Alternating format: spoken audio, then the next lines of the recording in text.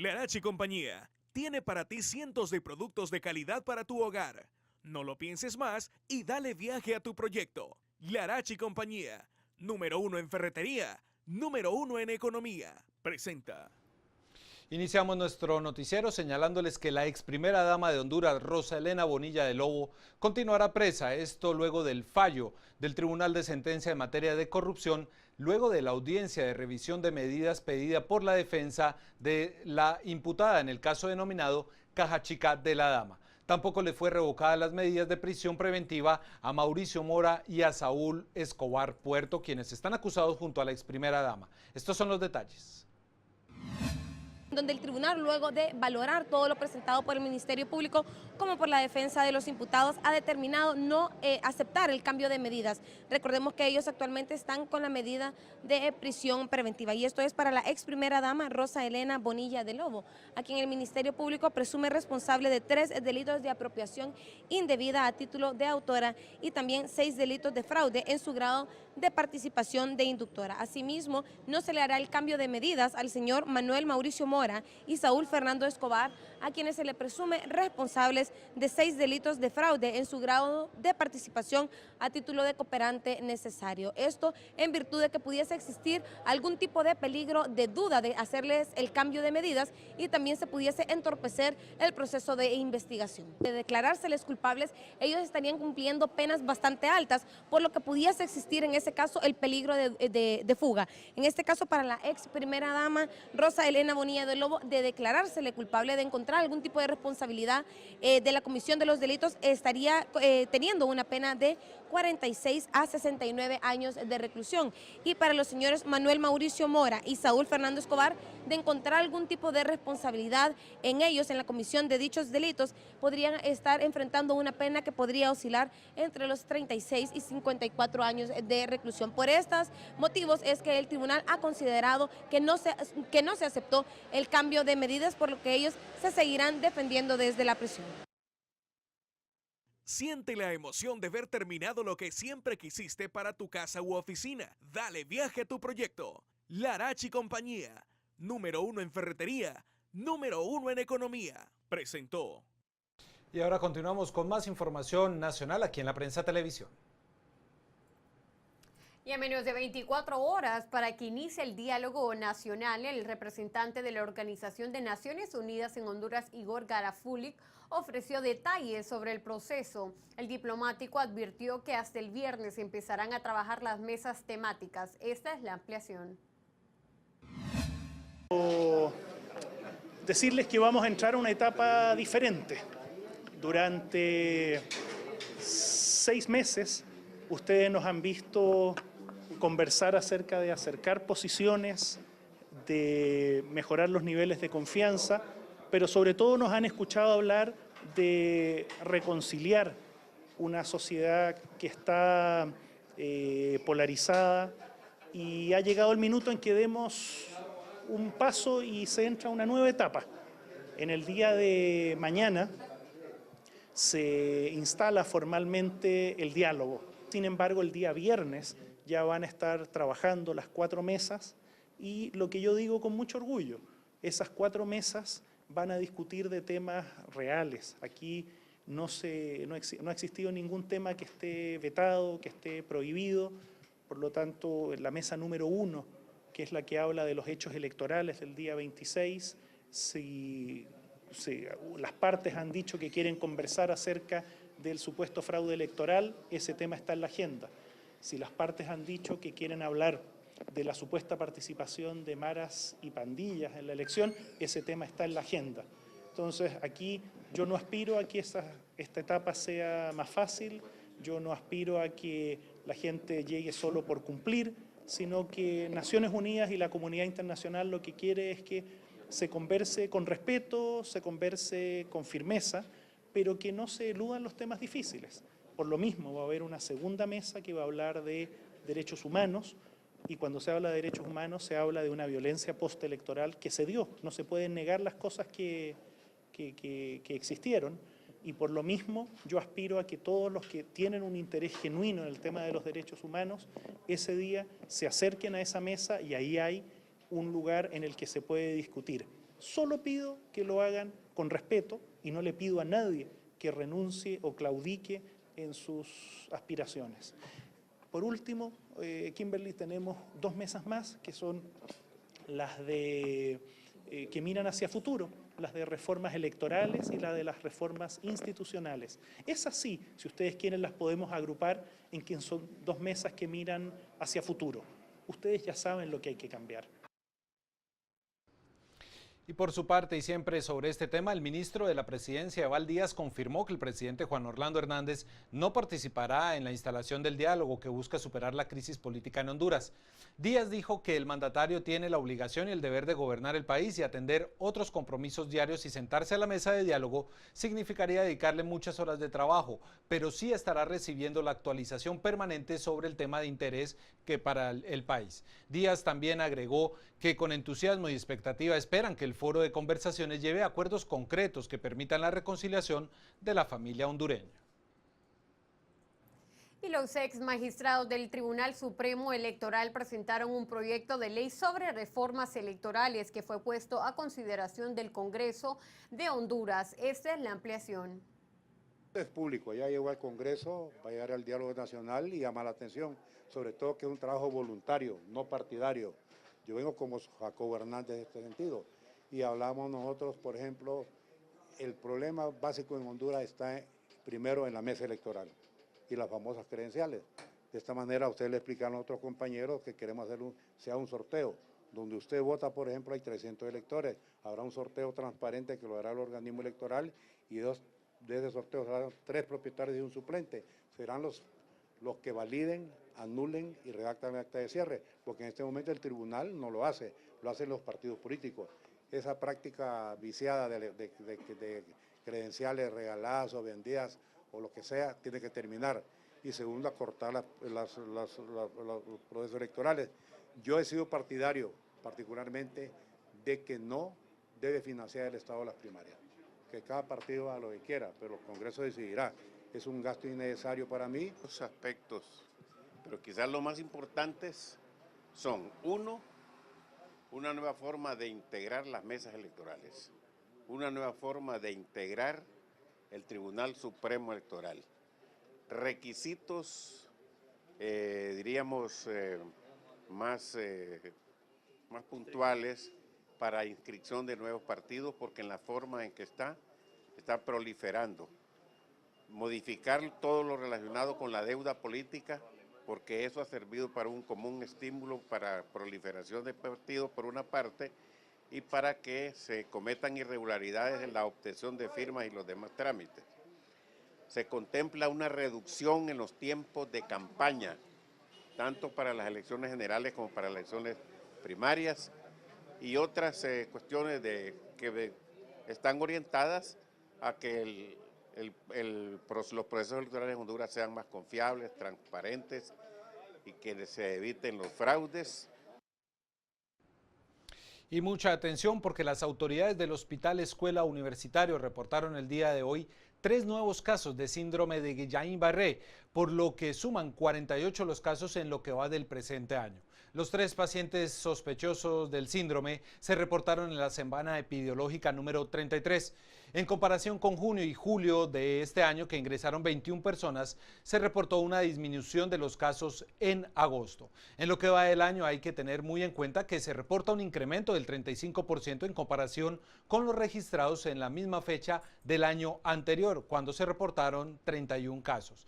Esto también sigue siendo, y las autoridades lo indican, que sigue siendo Francisco Morazán el departamento con más casos, con 17 pacientes que se han registrado en el Hospital Escuela Universitario. Le sigue Comayagua, El Paraíso, Olancho, Choluteca e Islas de la Bahía. Hay que recordar que en lo que va del presente año se reporta la muerte de 3 personas a causa de la enfermedad. Y les recordamos que estas y otras noticias las pueden encontrar en nuestro sitio web www.alaprensa.hn, y también los invitamos que nos sigan a través de las redes sociales que son Facebook, Twitter e Instagram, ya que minuto a minuto pasan actualizando con todas las noticias en el campo nacional, internacional, también temas curiosos y también deportes. Claro que sí, y obviamente mañana en nuestra edición impresa de Diario La Prensa encuentre la ampliación, la explicación y el análisis de expertos acerca de las principales noticias del país. Vamos ahora a una breve pausa comercial y ya regresamos aquí en La Prensa Televisión. No nos cambie.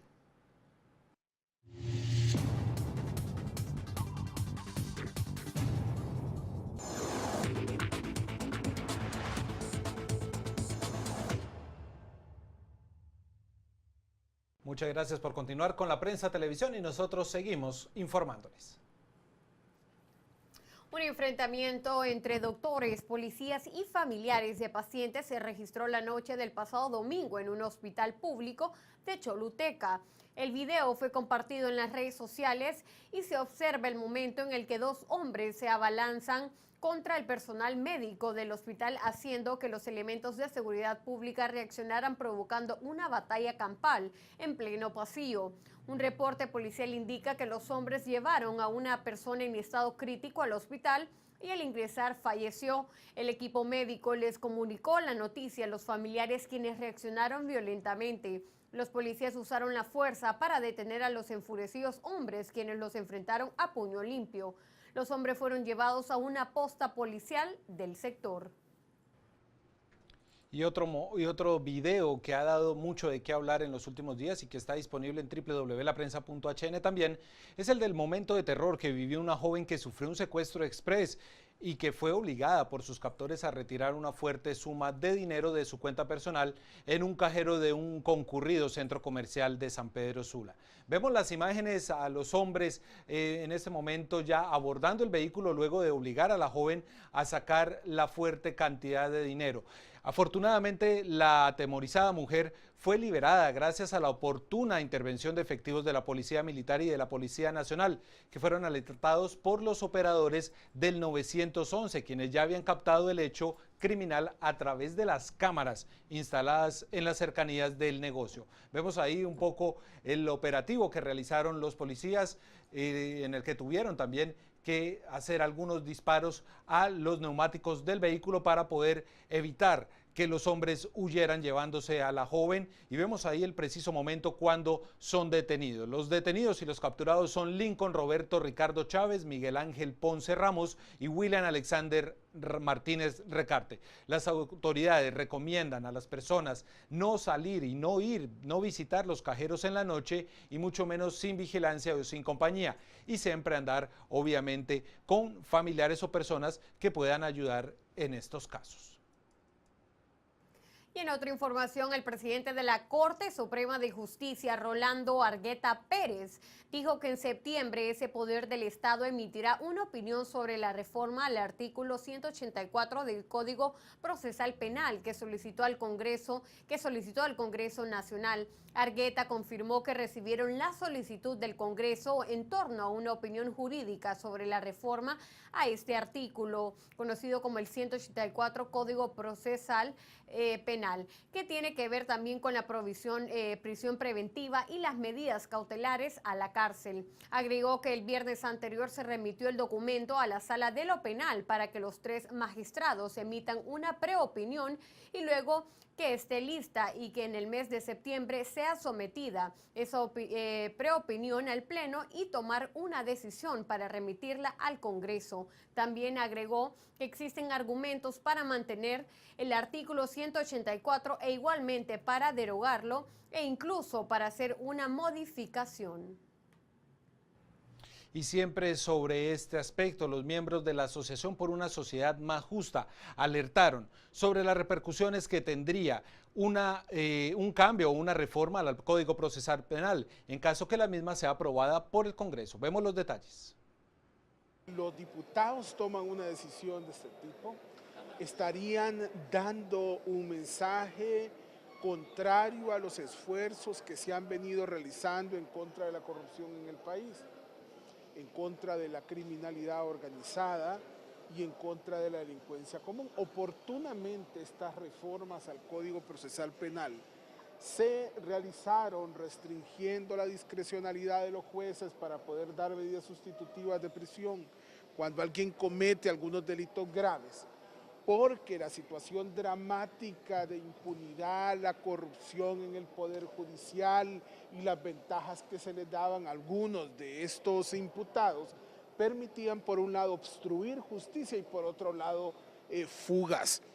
Ya habrá que recordar y no olvidar que muchos jueces dieron medidas sustitutivas, por ejemplo, de prisión, acusados de narcotráficos que terminaron fugándose y no sometiéndose a los procesos judiciales. Y por el otro lado, muchos poderosos que recibieron ese tipo de medidas también tuvieron todas las condiciones para obstruir justicia, influenciar en el sistema y salir airosos de los procesos en los cuales están involucrados. De tal manera que nos parece que sería un desatino, nos parece que sería un monumental error y creo que estarían yendo por el camino equivocado, mismo que ni el pueblo hondureño, ni la población en general, ni muchos organismos internacionales lo verían con muy buenos ojos. Y sobre el tema, algunos abogados penalistas ven sin problema que se apliquen las reformas al artículo 184 del Código Procesal y esperan que la medida se aplique de igual manera que en Estados Unidos. Estos son los detalles. Por Dios, si aquí hay extranjeros que vienen a decir que no derogamos el 184 y en su país le dan medidas a todo el mundo. Le dan medidas a asesinatos, le dan medidas a secuestros, a todo, le dan medidas a todo. ¿Y por qué allá es bueno y aquí es malo? Internacionalmente, ¿cómo se ve esto, abogado? Es que yo no veo que se vea malo. Vaya a los Estados Unidos y allá hay hondureños nuestros que están con medidas cautelares distintas a la prisión preventiva. La MASI ha emitido un comunicado, Y pregunta el de la MASI si su país hay medidas cautelares de prisión preventiva para todo el mundo. No es cierto. ¿Por qué quieren hacer aquí lo que no hacen en su país? La embajada norteamericana también está inconforme. Pero es que no es cuestión de inconforme, este es Honduras, o es que estamos en Honduras, este es nuestro país. Debemos de meditar las acciones correctas en beneficio del pueblo y en beneficio de todos los hondureños. Pero la Comisión Interamericana de Derechos Humanos está a favor de que... Es que hay un doble discurso. La Comisión Interamericana de Derechos Humanos es un organismo de la OEA, dice deroguen. La MASI es un organismo de la OEA, temporal, dice no deroguen. Pero la Comisión Interamericana de Derechos Humanos es un organismo permanente de la OEA. La MASI es temporal. Vamos ahora a una breve pausa comercial aquí en La Prensa Televisión, pero siempre les recordamos el número al que ustedes pueden hacer sus denuncias a nuestro equipo de prensa, número directo, sin ningún intermediario, el 96160000 es el número que ustedes pueden hacer sus denuncias sobre los problemas. Queremos conocer los problemas que ustedes tienen en sus comunidades, en sus barrios y en sus colonias. Llámenos para poderles ayudar a conseguir las ayudas que se necesitan, a hablar con las autoridades, poder acercar a nuestra comunidad, a las comunidades y obviamente a las autoridades para lograr las soluciones que se requieren. Así que 96160000 es el número al que nos puede llamar. Vamos a una breve pausa comercial ahora en La Prensa Televisión y ya volvemos con más información. Ya regresamos.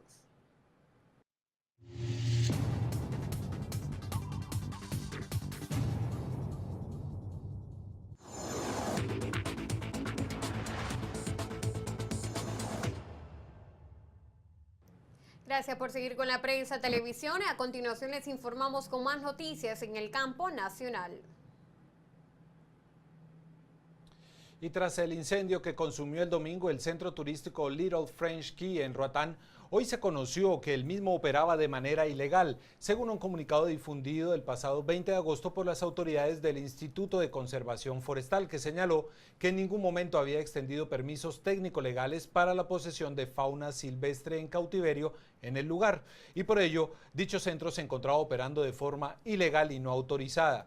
También esto no tenía permiso para exhibir los animales silvestres. Las autoridades también señalaron que se verificaron daños causados al medio ambiente en el lugar, tal como la remoción de pasto marino, dragado, extracción de arena, destrucción de manglar, relleno en el mar, usurpación de territorio, enriquecimiento de playas y el uso del arrecife fósil con material de construcción y decoración. La municipalidad de Roatán también dio a conocer el pasado 15 de agosto que habían denuncias en contra del resort desde el 2010, en donde las pérdidas se acercan a los 3 millones. Y en otra información, las autoridades mexicanas rescataron a 22 migrantes secuestrados en el suroriente estado de Chiapas y decomisaron 400 kilos de cocaína durante el operativo. La Secretaría de Gobernación de México. Los 22 migrantes que fueron rescatados junto con otro que había escapado permanecían en condiciones infrahumanas. En el grupo hay 6 hondureños, 11 guatemaltecos y 6 salvadoreños, todos ellos con signos de desnutrición y algunos con cuadros de enfermedades de las vías respiratorias. El operativo se realizó tras una denuncia pública y encontrar a un inmigrante que había escapado. Los migrantes narraron que los traficantes de personas llamados polleros ofrecieron ayudarlos en su intención de viajar a Estados Unidos, pero cambiaron la ruta y los encerraron para pedir rescate a sus familias en sus países de origen. Lamentable esta noticia, el viacrucis y el calvario que viven los migrantes hondureños que se afortunan a viajar a Estados Unidos de manera ilegal. En otra información no mucho más positiva, 7 misquitos que se encontraban a la deriva en alta mar fueron rescatados en las últimas horas por elementos de la Fuerza Naval en la barra de la laguna de Caratasca, en el área de la Mosquitia. Los misquitos permanecieron en alta mar aproximadamente 48 horas y se transportaban en una lancha tipo tiburonera de 26 pies, pintada de amarillo con blanco, equipada con un motor de 40 caballos de fuerza. Los rescatados fueron identificados como Geu Vanel Gómez, Jeffrey Hillock, Yankel Alvarado, Maxael Martínez, Jason Ambrosio, Boris Brusha, Roberto Castro. Las autoridades indicaron que la tripulación venía de los cayos de Caratasca y la embarcación se quedó sin combustible. El rescate se dio gracias a que los náufragos fueron divisados por los guardias de turno del buque Punta Sal, quienes observaron una señal de auxilio y gracias a la asistencia del buque los náufragos pudieron ser rescatados con éxito. Y ahora les presentamos el pronóstico del clima para las próximas horas en las principales ciudades del país.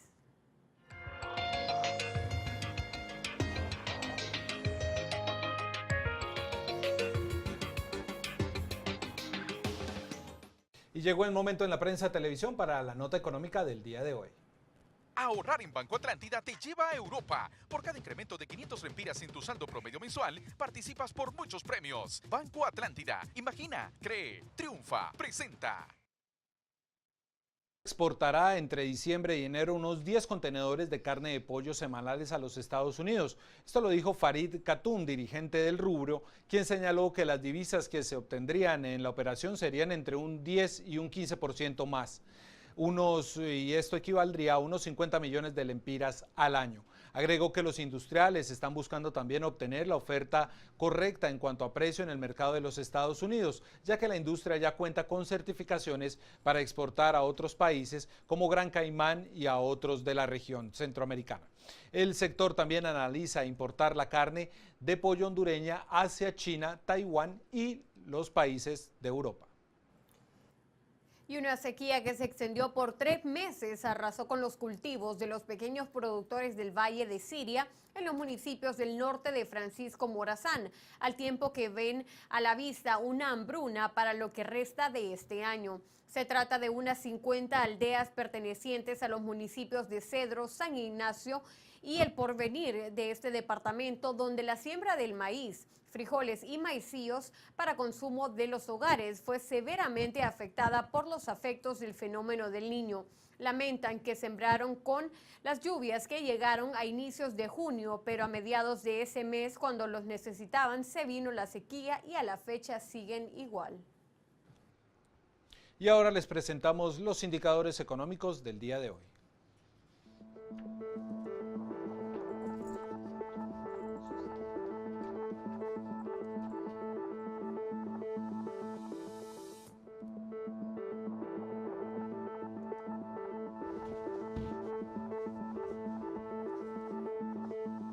Abre tu cuenta en Banco Atlántida y participa por un viaje a Europa con todo pagado y muchos premios más. Son más de 500 ganadores. Banco Atlántida. Imagina, cree, triunfa, presentó.